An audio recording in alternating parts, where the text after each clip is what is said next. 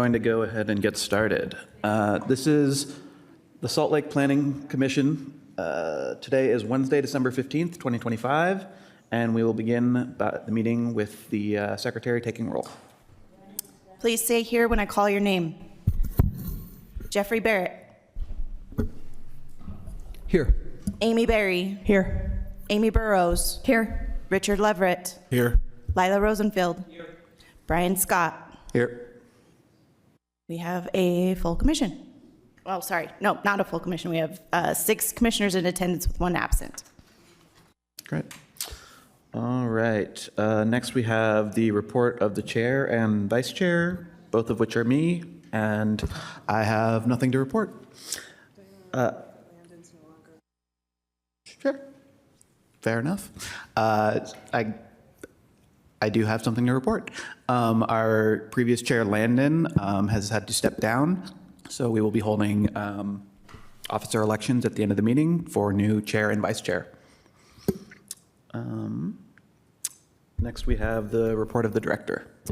All right. So last night, the City Council, in their final meeting of the year, adopted the RMF 35 and RMF 45 code changes. Basically the same as what the Planning Commission recommended, with 2 changes. One, they eliminated the 100-foot maximum building length.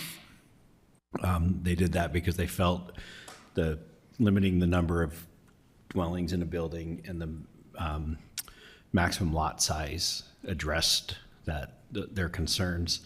And then in the RMF 45 zoning district, they increased the number of dwelling units per building up to 50. So that was at 20 before then. So those were the 2 changes that they made. And other than that, I don't have anything else to report. All right. Next, we will move into the open forum, which is a time for commissioners to discuss and air just thoughts and questions that aren't directly related to a specific item on the agenda. So we'll keep that to 10 minutes. So if anyone has anything for that. I do. So Nick, this is a request for some education for future. I think one, we need some sort of education on the process for the fire department and how they review items, both before, during the comment, like the department reviews, but then after, so that this commission seems to have a focus on that, and I think better understanding that is a good thing. So if you get somebody from fire here to give a presentation, and then I think a redo is also warranted on processes of from when it leaves the planning commission to the permit. What does it go through here? And then what are the stages in that process where it may change due to other entities like fire? We've done that before, but I think a redo of that is warranted now. Thank you. We're happy to do that.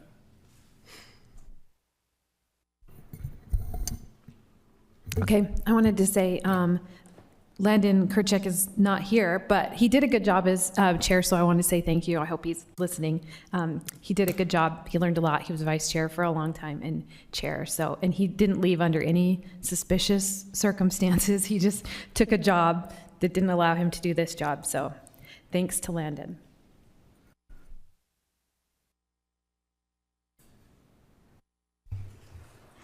On a fire code related note, God, that's loud. So last week I sent, or several weeks ago now, I sent an email to planning staff requesting that they provide insight into the ways in which fire code may be interfering with the implementation of urban design goals as laid out in the city's general plan and zoning codes, as recommended by this body and adopted by our elected official. This was partly, though not entirely, in response to several prior applicants noting that the only way to economically implement multifamily housing in compliance with the fire code as implemented by the fire marshal was to implement features, too many words, too many implemented, requiring design review that are, in my view, marginal at best. In response, staff politely informed me that the majority of our code is legislated directly by the state and cannot be altered by any municipal organs. Many of the most intensely discussed issues at the nexus between land use planning and fire code are contained within the main body of the International Building Code, including restrictions on multi-story single stairwell units, the restrictions on which can be found in Chapter 10, Section 1006.3.4. It took me a long time to find that. And I understand that. The exception on the imposition from above is in the appendices, which are adopted and or amended directly by individual municipalities. The Salt Lake City Code, Chapter 18.44, directly adopts appendices A, B, C, E, F, and G, along with an amended version of Appendix D. Appendix D is the primary, is the primary connection between road policies and road width guidelines and access guidelines from the road, and building design. So with regard to the issue we considered last week, my understanding is that it would have been primarily a question of Appendix D, although I'm not 100% confident about that because I'm not a lawyer or a fire professional. So with all that in mind, in addition to the training on the connection between fire code and fire code approvals, I would very much appreciate if staff could look into if there are ways that other municipalities, peer municipalities, planning commissions have created opportunities to identify areas where the components of the fire code that are adopted directly by the city are interfering with some of the goals that we may be trying to implement on this board, and if so, potentially to make recommendations to the council.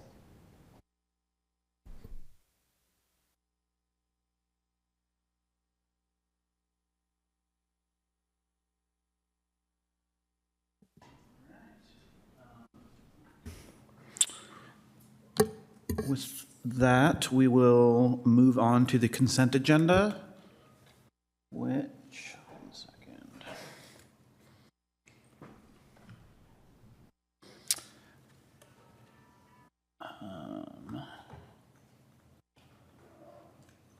Which only has the one item, which is approval of the minutes.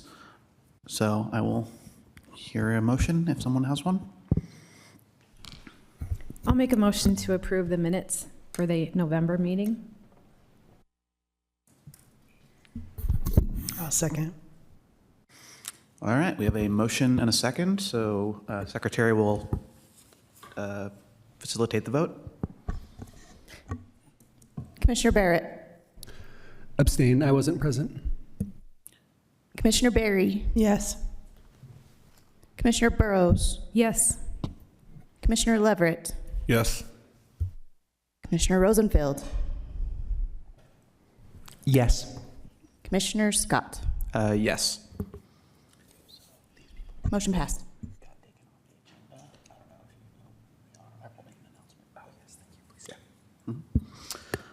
All right, so that passes. We had a couple cards from people who were here to discuss the Avita Vocational School, and I just wanted to let you know that that has actually been withdrawn, so it won't be being discussed tonight, so just so you know. Withdrawn as an application, so it's, no, there'll be no, it's not moving forward.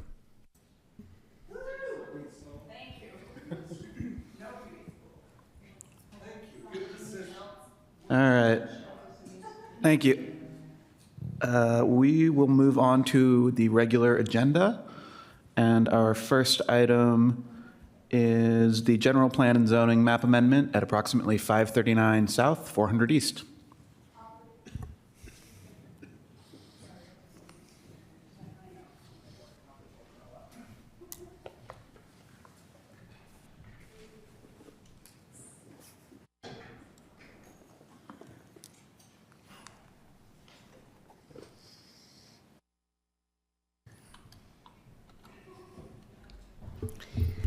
Good evening. Give me just a minute here to pull this up.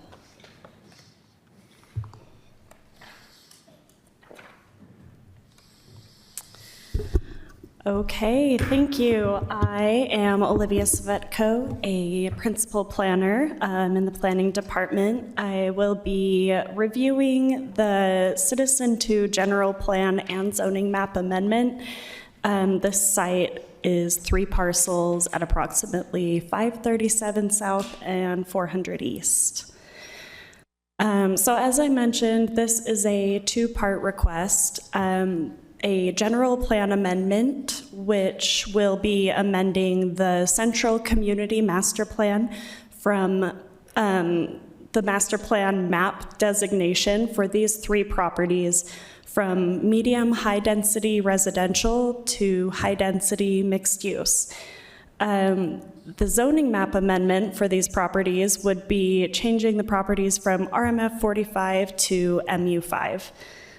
The applicant has not provided specific development plans. The proposed development is a 5-story mixed-use development with studio, 1-bedroom, and 2-bedroom units, and ground floor commercial.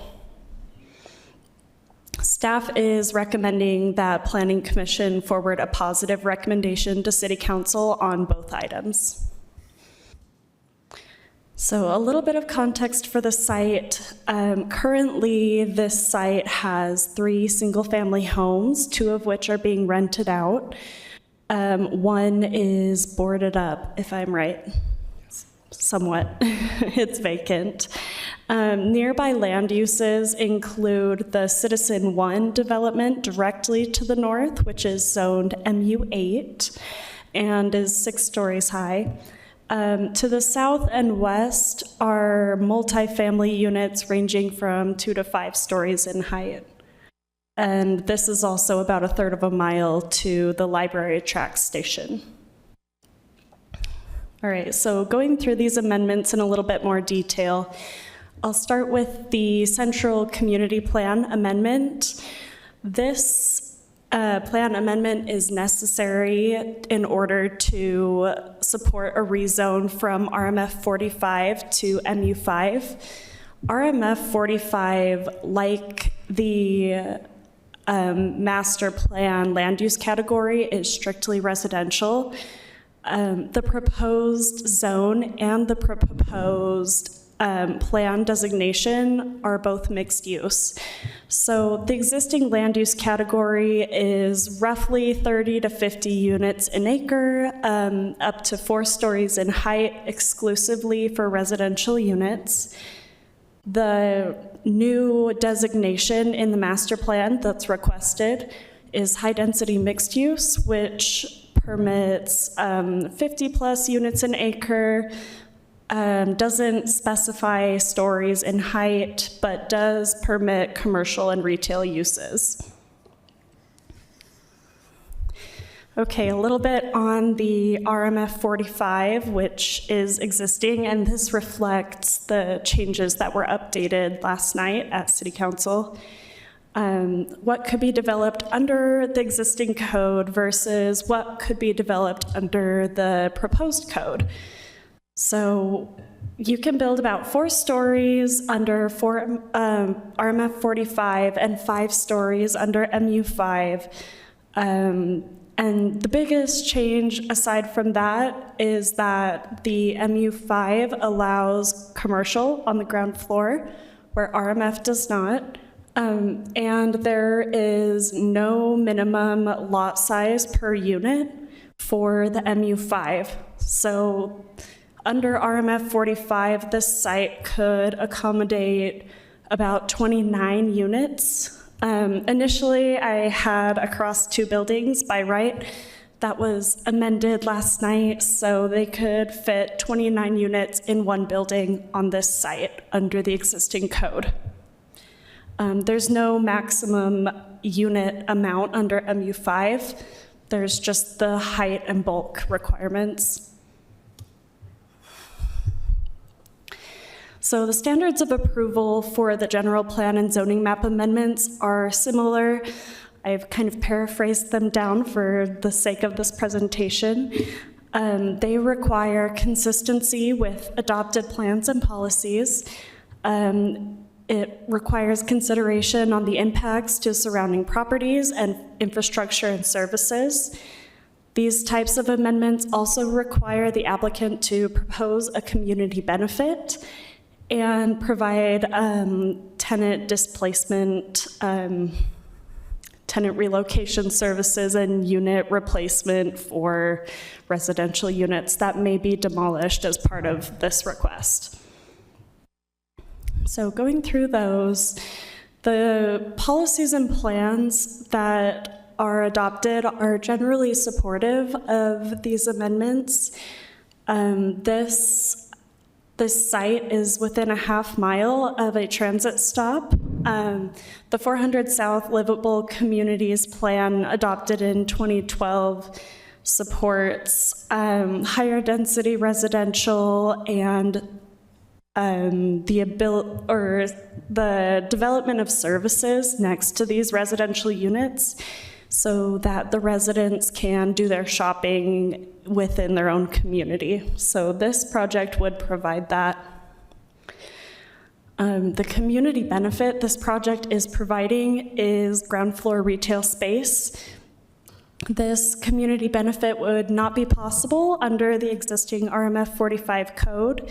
The applicant is proposing about 50% of their ground floor to be a commercial space, which amounts to roughly 1,100 square feet. I have a map here in my presentation showing there is a gap in this stretch of 400 East of retail and restaurants. Also required by these amendments are unit replacements. So all three of these single-family homes they're each two-bedroom homes. Excuse me. The applicant is required by demolishing these to replace those units in kind in the new development. So there will be at least 3 two-bedroom units in this new development at the same rate they've been rented at. In addition, any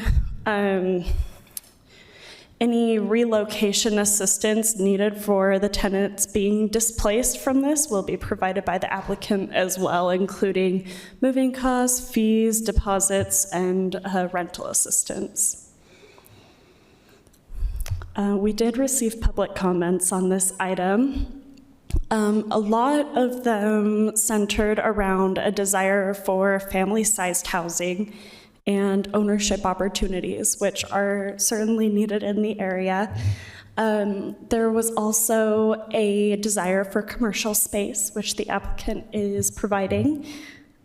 Several people had concerns about the traffic, especially along Denver Street behind the site, which is where the shared parking with the Citizen One is accessed. And of course, concerns about increased height and density allowances. So here's a quick next steps. These two requests have a lot of information tied to them. So if these requests are approved tonight, the applicant will be subject to the MU5 zoning standards, which includes a 55-foot height limit, no density limit, no limit on the amount of units in the building. And this zone would permit ground floor retail. Approval of this request also kicks in the requirement of a community benefit and the tenant relocation assistance and demolished unit replacement. If these requests are denied, the new development will be subject to the new RMF 45 district, which includes a 45-foot height limit. That's a little typo on here, sorry. 29 units would be permitted without any zoning incentives or anything like that. And the development would be exclusively residential. If this request is denied, a community benefit, tenant relocation assistance, and demolished unit replacement would not be required. So again, staff is recommending that the commission forward a positive recommendation to the city council for both the general plan and zoning map amendment with the identified community benefit, tenant displacement assistance, and unit replacement plan. The details of those things would be stipulated in a development agreement. Thank you. And I have Russ here as well, the applicant. Great. You can go ahead and if you have about 10 minutes to make a presentation as well, if you'd like. Beautiful. It won't be as good as Olivia's, but I do have some prepared remarks. My name is Russ Polson. Sorry, you here? Am I okay? Oh, yeah, perfect. Yeah, Russ Polson. I am here representing the property owner. We, as Olivia said, we also own the community to the north as well. It's called The Citizen, and our partners in that property have owned that since 2001. So we've been invested in this neighborhood for a long time. We know the area and really want to see it succeed. Going a little bit more into the proposal for the development, the Salt Lake Department of Community and Neighborhoods produced a housing study called Housing SLC for the years 2023 through 2027. This is the city's 5-year action plan for housing and sets a goal of entitling 10,000 new units throughout the city with the following strategies. Continue increasing density limits in areas next to or near major transit investment corridors, commercial centers or employment centers, and where high-density development is compatible with adjacent uses. Within the immediate area, we do have the shopping centers of Trolley Square with restaurants, retail, office, Trader Joe's, Whole Foods, and Smith, all within 2.5 blocks to the east. The 4th South major transit corridor is located one block to the north and has track stops right there. And then coming to the west, we have the Salt Lake Library, the City Council building, or the City and Community, or City and County building, sorry. All located within 2 blocks as well. And then to the south, we have a plethora of really great parks as well within the city. This site fits within the outline criteria for additional housing. The increase in allowed building height through these proposed amendments would be consistent with other housing developments in the area and immediately on this block. To the north, as Olivia stated, there's a 6-story building. North and east, that's a perfect picture to describe it. So north and east, we've got a 6-story building. To the west, we have 5-story buildings, and to the south, we have 2-story buildings. And these 3 single-family homes are just kind of wedged in there. Another thing that this will provide, this development, is just a range of housing options. Going from studios to 2-bedroom units. You mentioned at least 2 2-bedrooms. It'll likely be much more than that. Just for the sake of what we can fit on the site and what has actually leased well in our first phase of apartments. With that, we've owned each of those single-family homes for a while now. I think the longest is about 4 years. The ones that were in good enough shape to rent, we've rented and have had great individuals and families renting from us. I'm sorry, sir. Can you pause for just a second? I think we're having some problem with the recording. No problem. And I'm sorry if you guys have to hear me again say all this.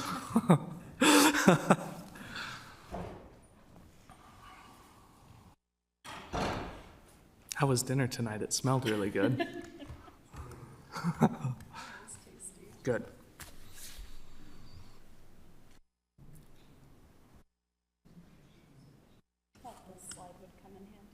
You nailed it.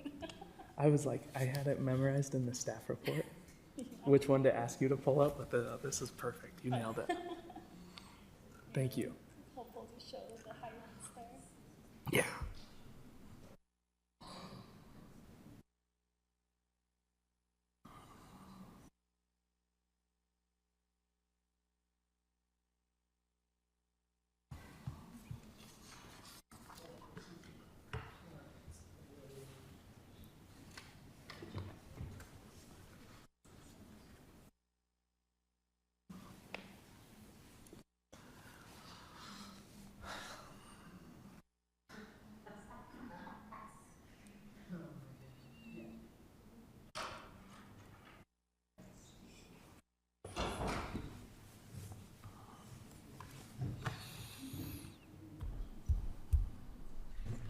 We're good to proceed.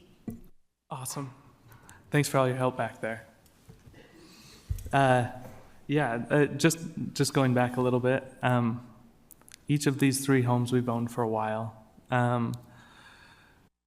With the homes being 130 years old, they are in pretty dilapidated and in rough shape. The ones that we can rent, we are renting, but we continue to spend money to keep them safe and livable. For instance, 2 of the homes share a sewer line going out of the house, and that sewer line is an old clay pipe over 130 years old, and that sewer line is failing. And so occasionally, and it's in the home that we're not renting anymore, it's like sewer will back up into that basement.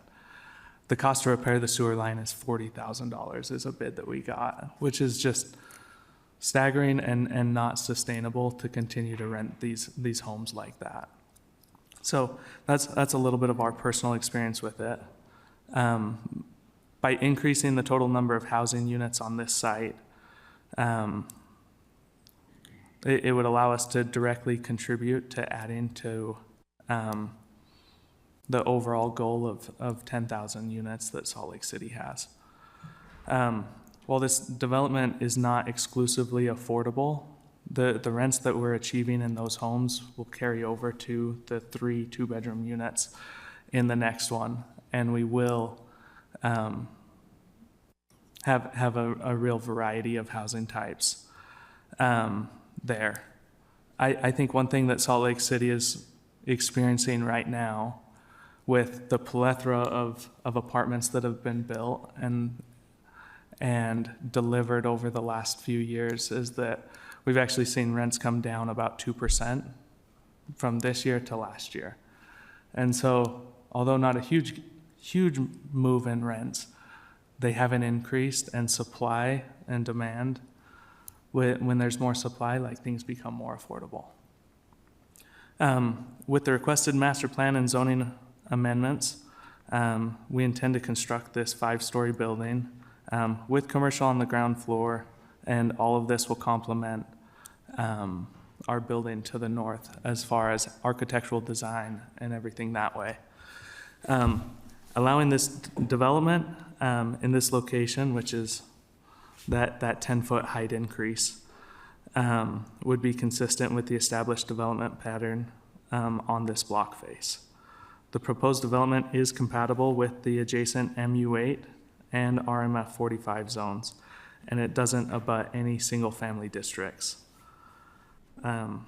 Building height and design standards will ensure that the project transitions appropriately and will look nice from the street. Allowing this 5-story development in a location would be consistent with the established development pattern. The residential buildings across the street are 5 stories. Adjacent to the south is a 2-story residential building, and then to the east and north, we have 6 stories and 3 stories. This MU5 district would provide an appropriate transition, maintaining a gradual increase in building height between the lower, older developments and the taller structures to the north.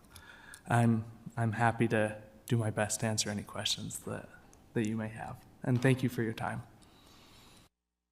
Awesome, thank you. Now I will see if anyone on the commission has any clarifying questions they'd like to ask of staff or the applicant. Do you know what the parking context is or would be for this property if we accepted the rezone? Let me double check my staff report, sorry.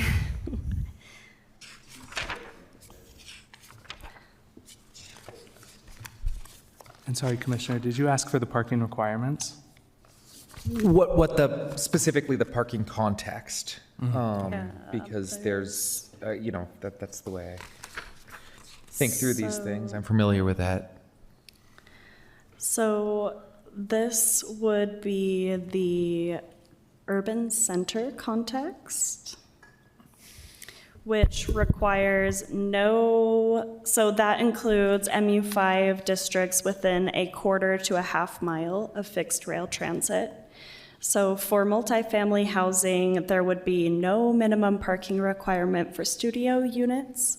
One-bedroom units would be a half space required per dwelling unit, and two or more bedroom units would require one space per dwelling unit.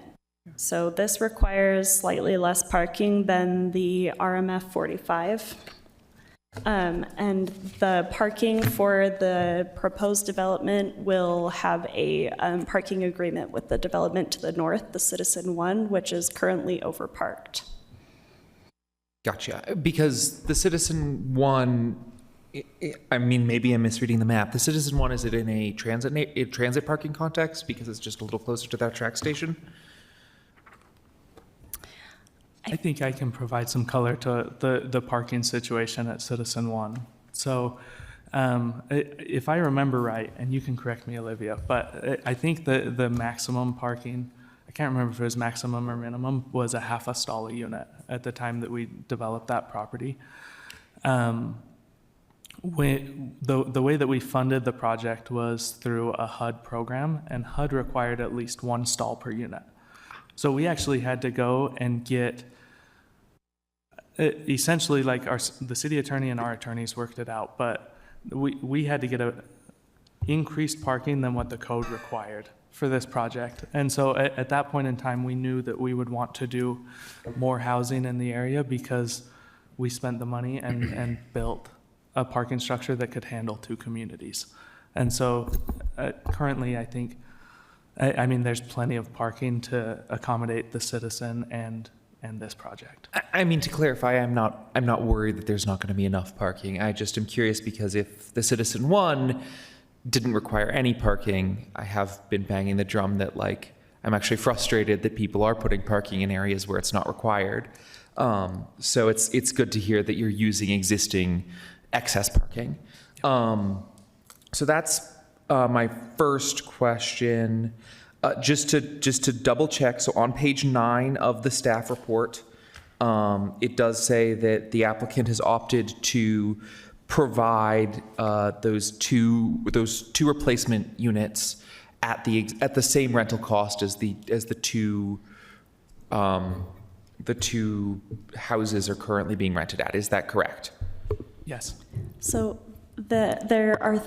because there are 3 units or 3 homes being demolished, they will be required to provide 3 two-bedroom units. And I need to double check this with our attorney's office, I think, once we're finalizing the development agreement, but only 2 of those units are being rented out. The third was previously owned for a very long time by the previous owners. Like 80 years or 85 years. Wow.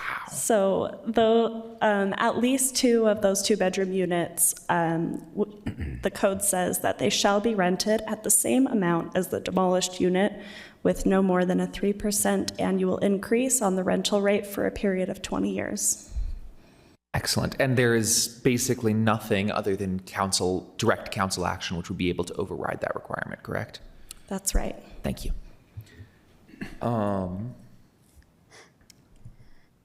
I guess my final question is there anything in the code, or have there been any previous discussions on the commission or by the council about creating patchwork zoning, right? Like, I just worry, right? Like, we've got the MU8 to the north, the RMF 45 to the south. There's going to be, looking at the zoning map, there's already a mess. There's an SR3 1 block over. I don't even know what SR3 does. So, like, has that been a concern that has been raised previously? And if so, are there any actions that we can take to address that matter? That is a good question, one that I would probably defer to management on. Of course, my understanding is that spot zoning is certainly not best practice. So excuse me, this isn't spot zoning because you're amending the plan, but the council, to my knowledge, in the plan, the Central Community Plan doesn't necessarily discuss the patchwork nature of zoning districts. It is certainly something that the commission can consider in deliberating whether or not you feel like this complies with the current plan or not. So I believe there's a future land use map in the staff report. I don't know what page that's on, but I would refer to that.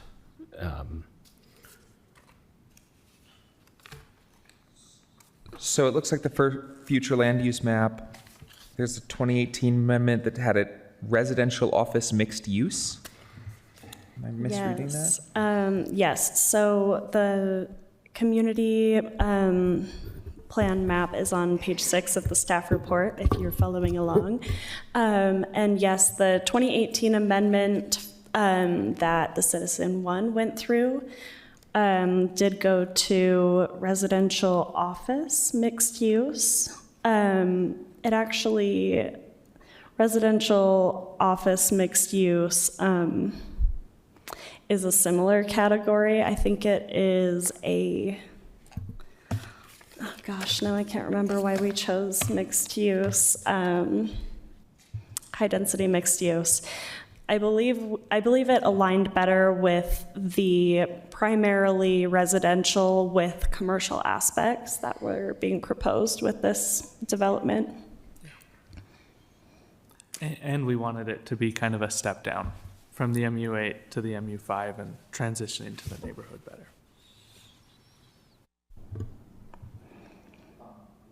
Thank you. I have a question related to Commissioner Rosenfield's first question.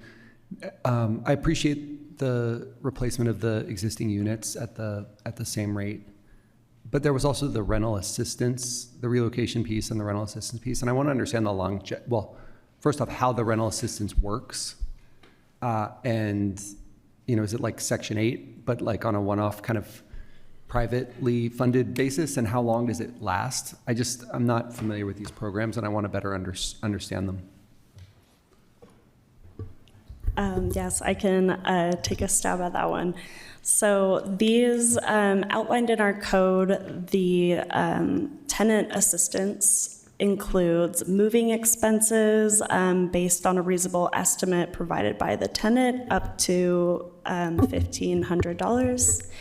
Application fees for the replacement housing, the deposit that the displaced tenant would have to pay to secure replacement housing, and monthly rental assistance payment based on the difference between the cost of monthly rent for the demolished housing unit and the comparable unit that they are moving to.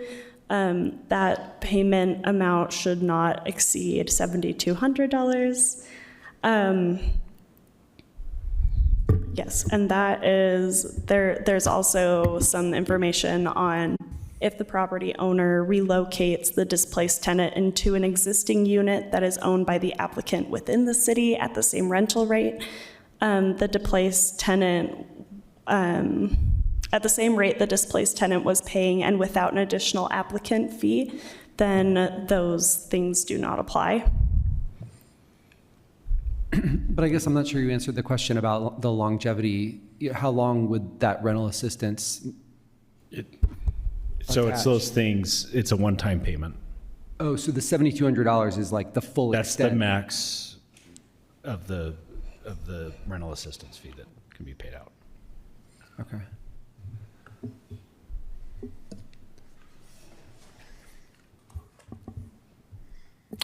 All right. With that, we will open it up to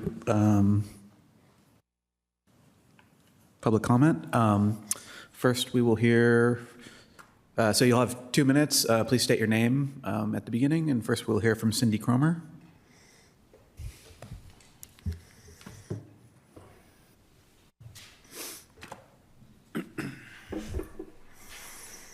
So my name is Cindy Cromer, and for the better part of 3 decades, I railed against the housing loss mitigation ordinance, and I just see this community benefit, which came out of the Thriving Project, as taking the place of that in terms of problems. So I want to identify some of those.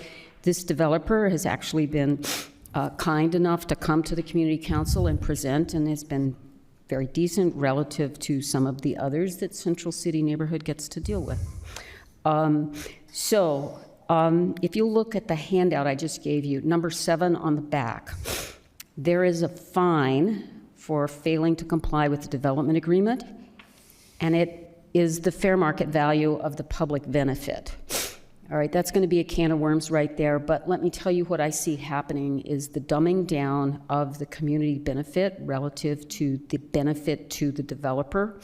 So the neighborhood is not getting nearly as much as the developer is out of this conversation. And so I see developers who are going to move toward just paying the fine, which we just saw recently, as a matter of fact. They're just going to pay the fee and then get out of the conversation instead of creating the new housing. And we know what that cost at the Magnolia. We know. It's a very big number. It makes me worth a lot of money if you extrapolate what my units contribute to the city. So I see this as a windfall for developers. As a landlord with a 1,200 square foot commercial building, I want to tell you that renting those spaces is very tricky. You have to have more than one commercial unit to get things to work unless you have a very select tenant. For me, that has been going to an office use instead of a retail use. But 1,200 square feet, 1,100 square feet is not going to address the gap. And the business will be isolated unless it's very carefully curated to Thanks, that's be a your time. standalone. Thanks.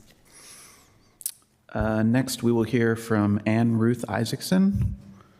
And it says CCNC. Are you here for the community council for the area? Yes, I'm speaking for community council. So thank you. I want to say the Citizen One building looks very nice, okay? And I think it's appropriate on 500 South, which is a more busy street.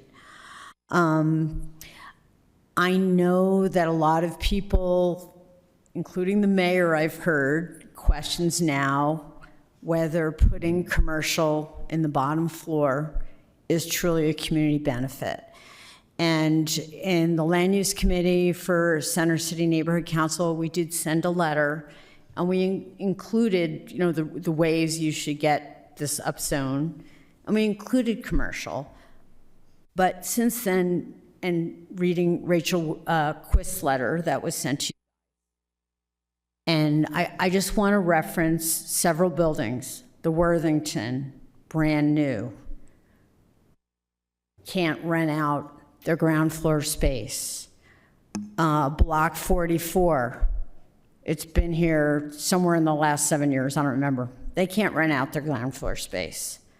Quattro can't rent out their ground floor space.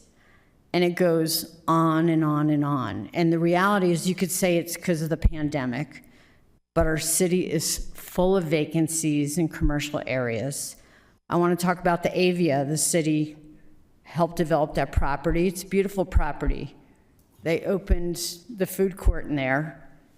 Some of us from Center City Neighborhood Council went over to eat. You couldn't get a can of soda for under $8. One of the food shops was cereal. It was called Cereal Killer.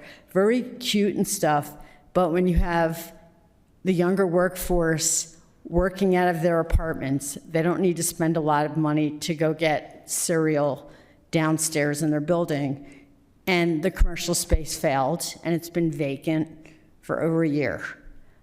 I don't know why the one-story buildings throughout Center City have a high success rate with restaurants and small businesses.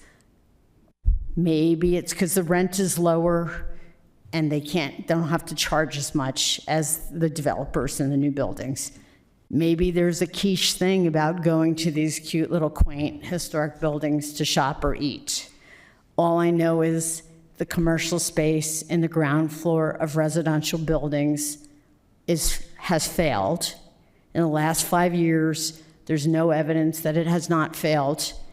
It is not a community benefit, even though at some point we aspired it to be. What we desperately need in Central City is something I know you say isn't doable for you, but We need for sale units. People in their 20s and 30s need to buy their first home. The more they rent, the more they never get ahead. So what we're ending up in a city is people with low income getting affordable housing that they get comfortable with, and developers that are multimillionaires and nothing in between. And I think it's time to make a shift. So I'd ask you, for the citizen group, whatever your group's called, please reconsider. These people in these little 3 houses, it's not the same thing for the live in a 2-bedroom apartment. They like having a house. I don't know who they are. I assure you they're renting a house because they like feeling like they're in a home. And giving them something similar is not moving into a building with hundreds of units. What our city desperately needs is for sale property. And as much as I know that planning has put a positive approval on this, I'd like you to please reconsider. It's not what the city needs. And quite frankly, it's scary walking around when the whole first floors of all these buildings are vacant. It's dangerous at night. It's dark. So once again, you guys built a beautiful building. I hope you'll build another one, but I don't believe a community benefit is any more ground floor commercial space. And for that reason, please don't upzone it unless they do it for sale properties. Thank you. Thank you. If there's anyone else who would like to speak on this, you can please step up to the mic.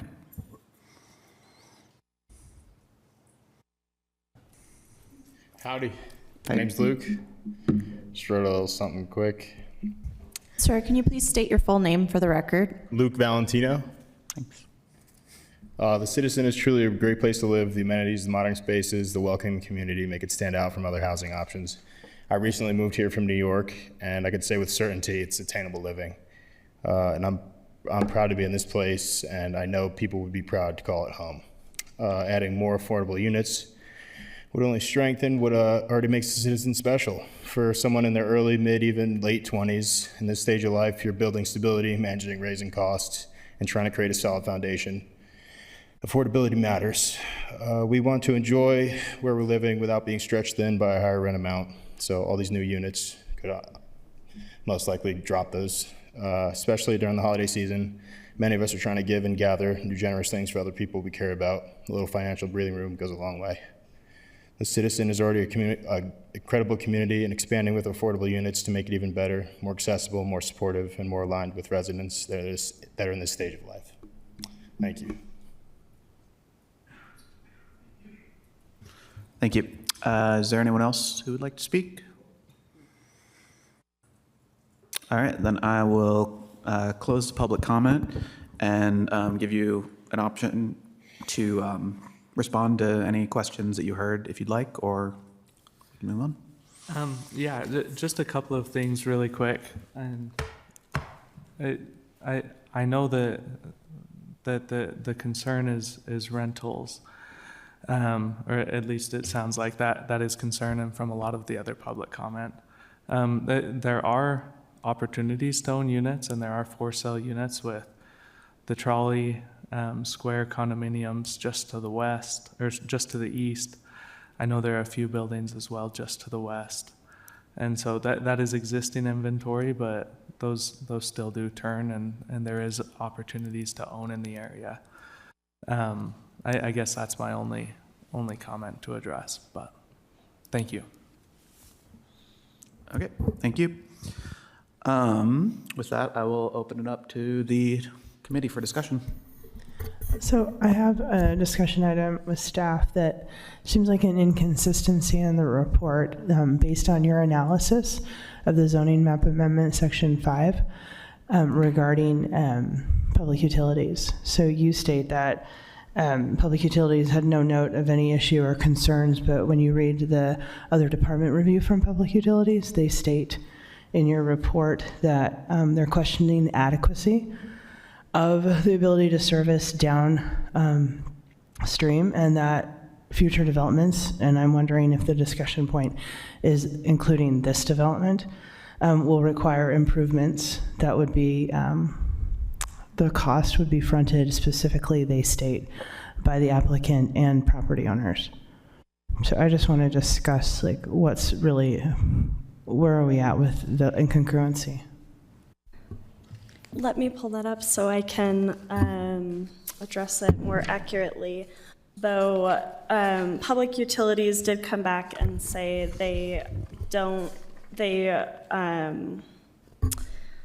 that they are comfortable with it. Let's see, so they say their full comment is, well, I won't read their full comment because they include a lot of kind of, future notes. So they say, if the parcel will increase in densification, future development applicants should be aware of the potential increase in construction costs resulting from any required off-site utility improvements, potentially downstream of the subject property. Densification may place greater demands on water, sewer, and storm drain systems, which could exceed the capacity of existing infrastructure.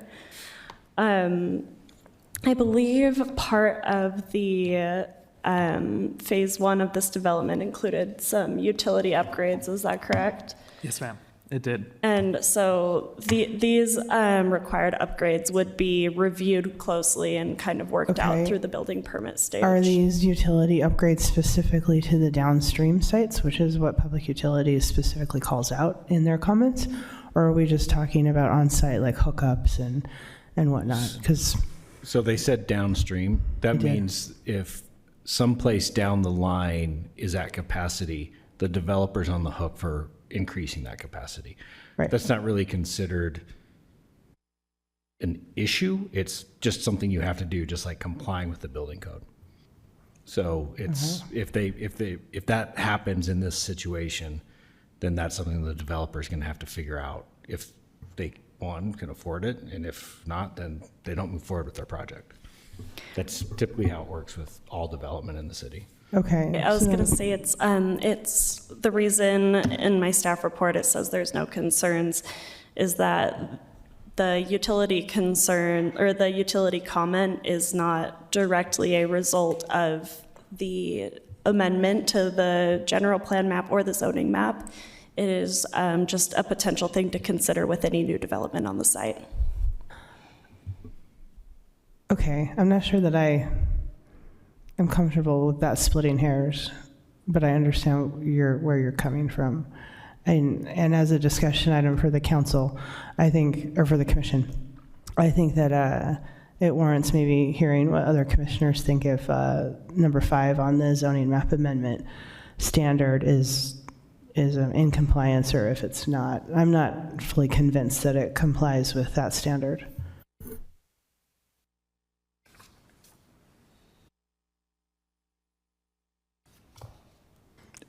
Is there a spot in the staff report that lists that specifically? Yeah, it's on page 24. Okay, thank you. So what we're saying is that, or what is being said is currently, if this building were built, it would not cause any problems with any utilities.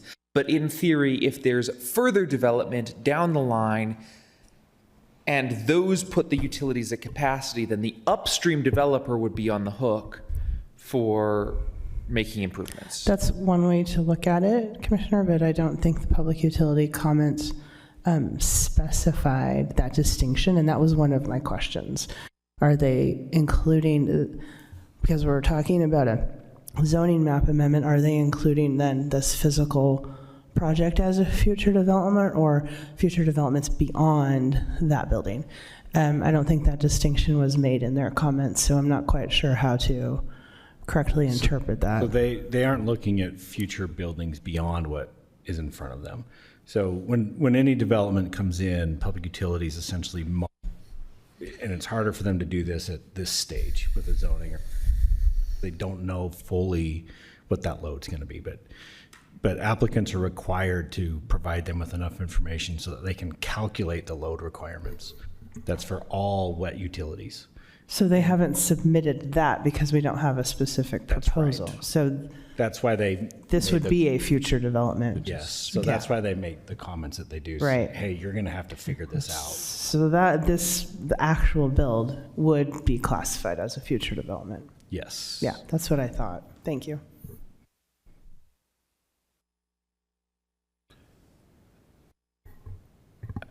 I mean, if the developer is going to have to pay for any improvements if they hit that capacity, I'm not sure I understand the concern, but I guess I'm thinking it through.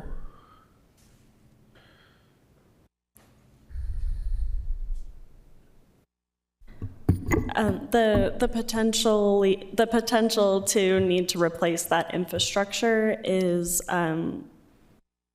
something that they will bring up at the building permit stage, whether this is an RMF 45 development or an MU5 development. My understanding is that it's more of a heads up to the developer that, hey, you may need to put in this extra cost to upgrade this infrastructure, more so than it is this is a red flag on changing the zoning for this. And so, okay, but additionally, the department comments from Public Utilities specifically state the cost would be covered not only by the applicant, but also by property owners.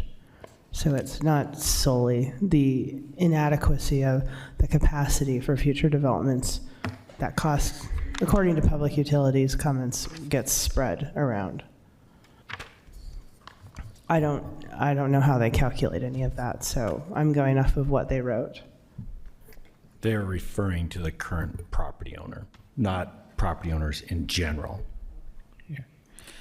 Yeah, I'll say that, so in projects I've worked on, this is the blanket thing, like comment that Public Utilities sends out. Their kind of base position is always like, just so you know, you may need to build a new sewer from where you are to wherever a big sewer is that connect.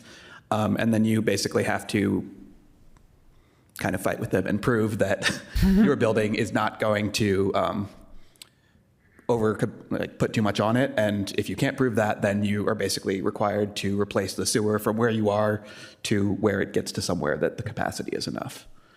So this is a comment that like I see on literally every application for any multifamily thing.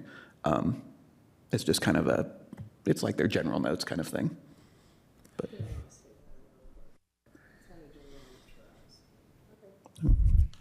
I mean, I do wonder, so if in general the landowner is required to cover utility costs regardless of whether an upzone goes through or not, if they're going to get a building permit, under what circumstances would number 5 result in a finding of not compliant? And maybe we can't do hypotheticals. I don't know, but that I think maybe would help clarify some of the confusion. Like, is there a circumstance where the water utilities simply would not be compliant for an upzone? I don't know that I have personally run into that. I don't know, maybe Nick has a better answer for that one. Sorry. Yeah, usually when it comes to water and sewer and storm drain capacity, it's pretty straightforward. You're either going to fit it in or you're not. And so it's harder, I think, for this factor to meet that threshold. Where it may, an example of where it may impact public facilities, because this isn't just public utilities, would be, for example, a development that requires a certain fire response, right? And maybe that fire district, the city's divided into fire districts. That's how we figure out who goes where. But that district may not be able to actually respond, or it may require such a long time to respond that it jeopardizes the health and safety of that occupant. So that would be an example of where that might not. That makes sense. I appreciate it.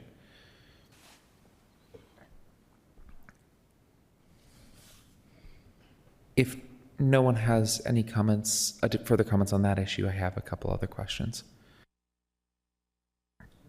All right. Okay, so in terms of community development, so MU5 already requires 75% active ground floor uses. This would not be an area with enhanced active ground floor uses, correct? Correct. So that 75% could be residential, except for the fact that the community benefit agreement is that 50%, so 2/3 of that 75% would have to be retail, correct? Yes, that sounds right. If the math Sorry, that's like is the math, yes. But that's, roughly, like the idea that the ground, that the retail community benefit, in part but not wholly, goes towards fulfilling the already existing requirement for 75% active ground floor use, but it's more like enhanced active ground floor use, even though that only is required in specific areas. yes, you could say that. The active ground floor use requirement is for uses other than parking. So without that commercial use, it would likely, I mean, I don't want to put words in your development, it would likely be like a mailroom or a lobby or residential units. Okay. So the community benefit is instead adding commercial space that can hopefully draw people in to the building. Does planning staff have a sense as to why so much of the commercial vacancy in our new podium buildings has struggled to fill up?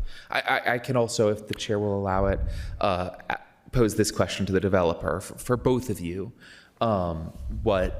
What is going on, and how might this specific property not run into those issues that the Worthington has been running into, that Block 44 has run into, as has been raised by members of the public? Yeah, so there's lots of reasons why. First and foremost is that commercial space in new buildings is always more expensive per square foot. And so there's already kind of a strike about who can afford that, right? Two, oftentimes a developer won't install a lot of the necessary infrastructure for, particularly for like food and beverage types of uses. So they need grease traps and things like that. And they typically don't want to install those until they have a potential tenant. And so those are really expensive. In a lot of places, they're also very challenging to locate because they have to be on private property. And when they build their building right up to the property line, they're limiting their ability to do that in many cases. And so there's other reasons, dimensioning and things like that. And frankly, a lot of retail users want to have on-street parking directly in front of their building. And that is, in some streets like 400 South, that's not an option. Other places near corners, it's limited. And so it ends up, there's a myriad reasons that pile up together to make those places harder to lease than some older existing places, especially that already had like a food place in there where that infrastructure exists and the upgrades are minimal. And there's nothing in this particular version of the community benefit agreement that would prevent many of those issues from existing here. Thank you. It is on our mind for sure, and we want to build something that's going to be successful. And so targeting that end user and finding someone that will fit and work well in that space, whether it's more of a professional commercial use or a retail use. As we get more into the design of this, that's going to be an absolute focus for us.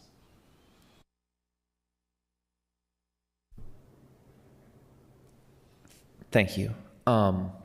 So with that in mind, could we transmit, and I know we had a long discussion about this already, could we decline a recommendation for the community benefit agreement, but recommend the upzone with the sort of transmittal message to the council that they need to look a little, or ask them to look a little harder as to the specific ways to ensure that this, if it is a ground floor commercial community benefit, that it actually gets filled? Yeah, so the Planning Commission's authority is to make a recommendation whether to accept or not accept the proposed community benefits. Yes. So, and, you know, this is obviously, I know you know this, but this is also for everybody else listening. The commission doesn't have the authority to propose a different or modified community benefit. The council has that. Right. So if the commission is interested in recommending, I think you can reject or accept the community benefit. I think it's probably okay to say that, you know, if this community benefit guaranteed ground floor commercial space or whatever direction you want to go as a commission, then I think you can do that. You can evaluate that, but you couldn't replace it, basically. Right, but we could say, this is why we're rejecting it and what would potentially get us to consider. Yeah, in fact, accepting. I think we would prefer that you add reasons why. Okay. Yeah. And then I guess a final procedural question. Do we have to, does the same set of rules apply to the specific zone that's being applied? Like, could we substitute a motion to upzone this to MU8 instead because I don't want to have a patchwork of zones? No, because of how it's advertised. And so if that were something that we'd want to do, we'd have to make sure that we advertise public hearings to say that the commission may consider alternative zones, and we haven't done that. And so you're really limited. And plus, it's a private application. You really should be making your decision on what the merits of what has been proposed. Okay. So going outside of that, I think, starts to cross the line of the Planning Commission's authority. Crosses the line of Planning Commission's authority, so it would be decline the upzone and ask them to come back with an MU8 proposal. If, say, this is the track I want to go down. Well, if it's a different zone, it's a different application. So Okay. they basically would have to submit a new application at this Okay. point and start over. All right, thank you.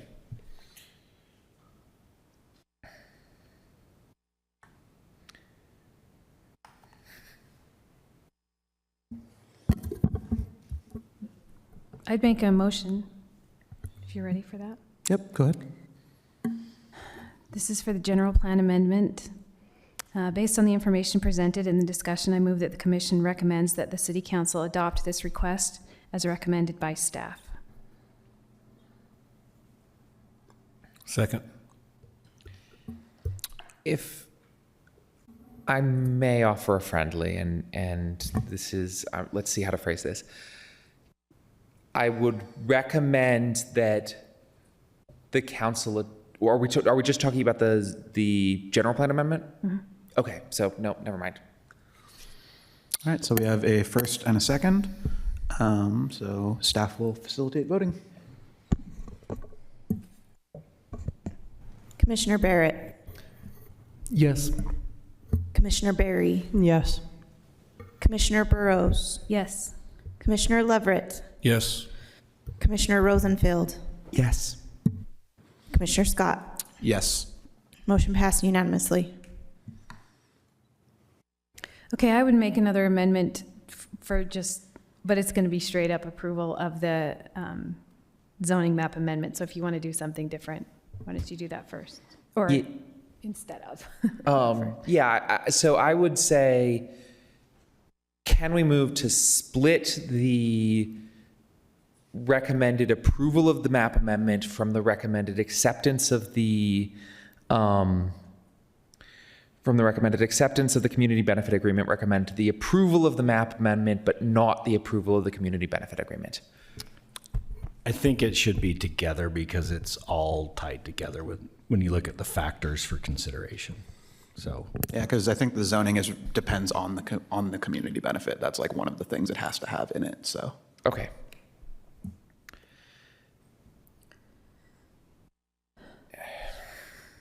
In that case, I will second. We don't have a motion. I'll say it. Let me say it. This is for the zoning map amendment. Based on the information presented and discussion, I move that the Commission recommends that the City Council adopt this request as recommended by staff. Second. All right, we've got a motion and a second, so we will vote. Commissioner Barrett, Yes. Commissioner Barry, Yes. Commissioner Burrows, Yes. Commissioner Leverett, Yes. Commissioner Rosenfield, Yes. Commissioner Scott. Yes. Motion passed unanimously. All right, thank you very much. Thank you. Thank you all for your time tonight. All right, we will move on to item 6. Can we please take a small break? Yeah, sure. We will take a break and come back in 5 minutes.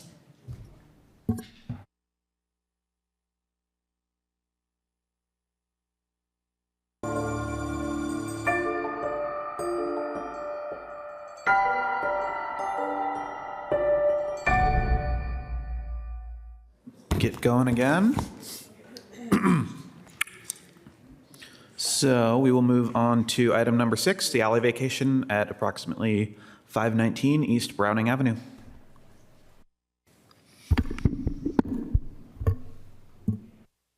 Hello. This is an alley vacation. The title's a little deceptive because it's not actually 519 East Browning Avenue. It's right next to it. So we'll go from there. Okay, the request is a little interesting. The applicants who are requesting the alley vacation live to the west of the alleyway. However, they thought they actually owned the property of this alleyway. They purchased the property at 519 East Browning Avenue in July of last year. And in an attempt to replace the fence along the east property line of what they thought was their property, they discovered a discrepancy in their title report, revealing an alleyway platted along the east portion of what they thought was their property. So the request is to vacate a portion of that alley that abuts the applicant's property at 519 East and 4 other properties. Those properties are 1379 South, 500 East, 1372 South Park Street. I'll point to them on the map. 1378 South Park Street, which in your staff report is marked wrong as 1370 South. And then the last one is to the east of the alleyway at 523 through 527. It's a 4-plex. The alley portion dimensions are approximately 16 feet by 188 feet, beginning at Browning Avenue. So they start basically where my cursor is shown and go to the south property line of 1370. The rest of the alleyway will remain open and is not up for the vacation. So the standards for alley vacations, it has to fit one of the considerations for closure, vacation, or abandonment by the city. Those are lack of use, public safety, urban design, and community purpose. The number one consideration here tonight is the lack of use. As you can see on the aerial to the right, there is an existing accessory structure on the alleyway built sometime before 1958. That was the earliest that we found a picture that showed this building, this structure. It is a garage. This has blocked the alleyway since at least 1958, most likely a little bit before then, preventing it from being used as a passable right-of-way from Browning Avenue to Sherman Avenue.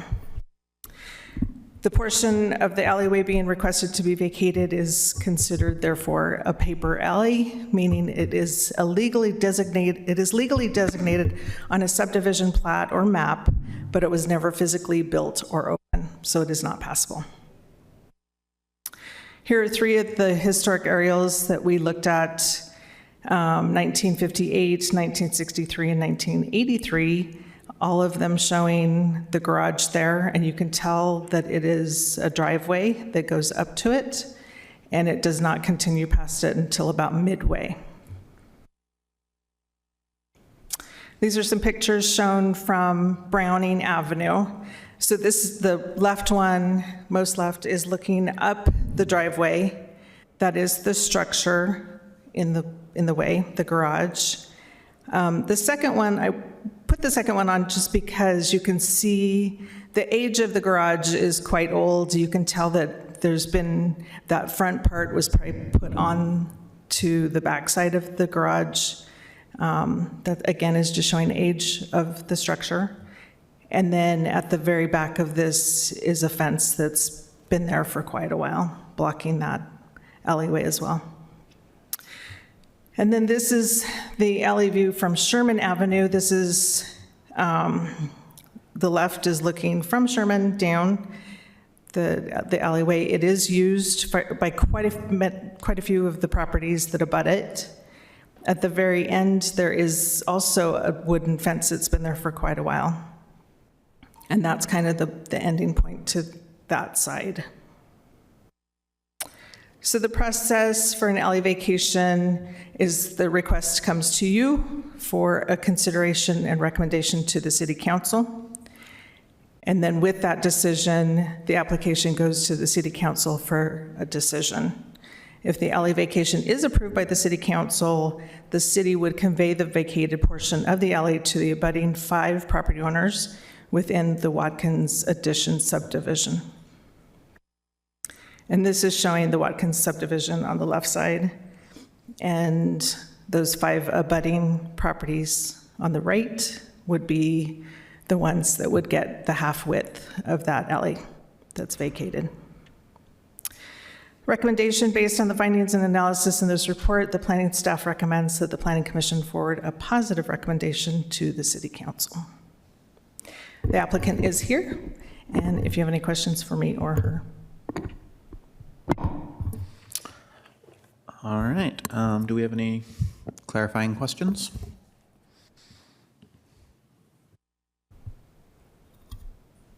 No? Do we have anyone here who, I'll open it up for public comment. Do we have anyone here who would like to speak on this? There is one of the property owners, 1378, that is here to speak for it, if needed. If you'd like, you can step up to the mic. No? No? All right.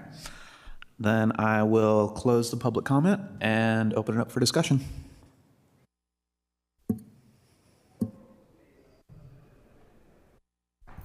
I always like to note that when it doesn't meet one of the factors, and this one doesn't, it's not disposing of the entire alley, it's just a portion of the alley. So that's the thing I always look at.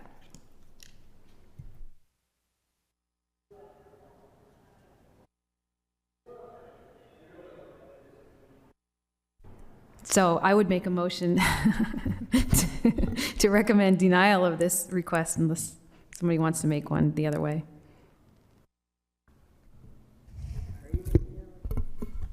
Are you making that motion, or are you just stating that you would? Unless somebody wants to cut me off and just go ahead and do it the other way. I guess before anybody seconds that, Nothing's made. like, I threatened. what's the alternative here?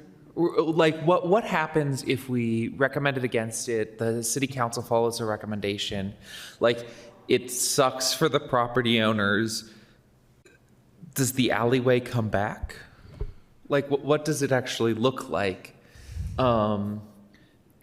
Because, you know, I hate to see the closure of public space or the removal of public space, and technically this is on paper, legally, public space, and if there were a way to work with the property owners to bring it back into the public domain, that would be great, but I don't see how that can be done with a driveway and a garage. That photo of the house with the orange line marking where the alley is shocking. Like, if I bought this house, I would sue someone, because that's really shocking. Like, it says that 30% of their lot is not actually theirs, which is crazy. It's But 30%? That's what the application says, that 30% of the lot, because it's 16 feet and it's all on their kind of side. That's kind of shocking, but I don't think it meets, I don't like the way that it meets that factor, so I wouldn't vote for it, although what happens, I don't know. Yeah, I think whoa, lost my top.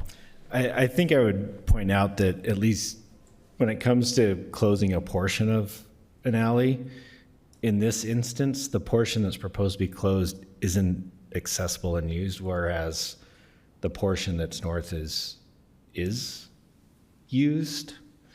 And there's a number of properties, if you went back to the aerial, you can see a number of properties have garage access and everything else back there. And the fact that, what date did you say that photo was? 58. 1958. So it's been, that's a lot of math. But That's a whole lot of math, 70-something years, almost 80 maybe, I don't know. Almost 70, yeah. So I think there's a reality there. There's a question asked, what would happen? And quite frankly, I don't know that the city would have a lot of standing to force that to become open. And, you know, I mean, I would hate to be involved in trying to tell not just this property owner, but other property owners to go out and remove 70-year-old buildings and fences and, yeah. Yeah, when we were looking at the alley vacation stuff that recently, weren't we talking about a time frame Yeah. for which we would set, and wasn't it? Yeah. I don't remember. It was April 12th, 1995, because that was the last zoning rewrite. And one of the reasons why that date has been essentially enshrined in so many things in our code is that before then, our zoning code was very permissive. And to be blunt, it's hard to track down a lot of city records from prior to there. And so we're stuck in a position where we may not have any ability to see if building permits have been issued. If they were, more than likely, they weren't even required for something like this. And so that may be part of the consideration as well. So Yeah, because I feel similarly, and like I don't like vacating alleys, especially when they are connected, because then theoretically that's a thing that could be used. But like there is a certain point where it's been there for so long that I think we kind of just accept the truth of it. I don't know. And since we were recently talking about that, and the date we were talking about is like 40 years after when we know this was already there, I think that this kind of makes sense to do, but it's my 2 cents.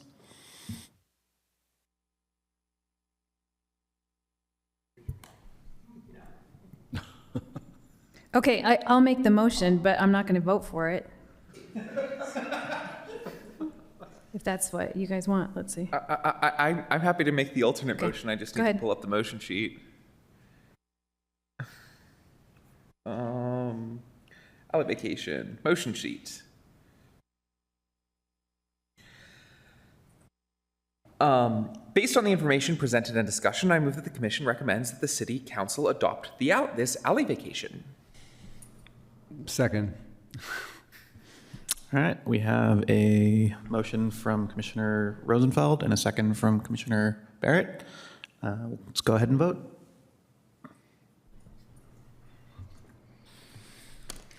Commissioner Barrett, Yes. Commissioner Barry, No. Commissioner Burrows, No, because I'm going to be super consistent on that, on those factors. Commissioner Leverett, yes. Commissioner Rosenfeld, Yes. Commissioner Scott. Yes. That motion passed. 4-2. Great, thank you. Thank you.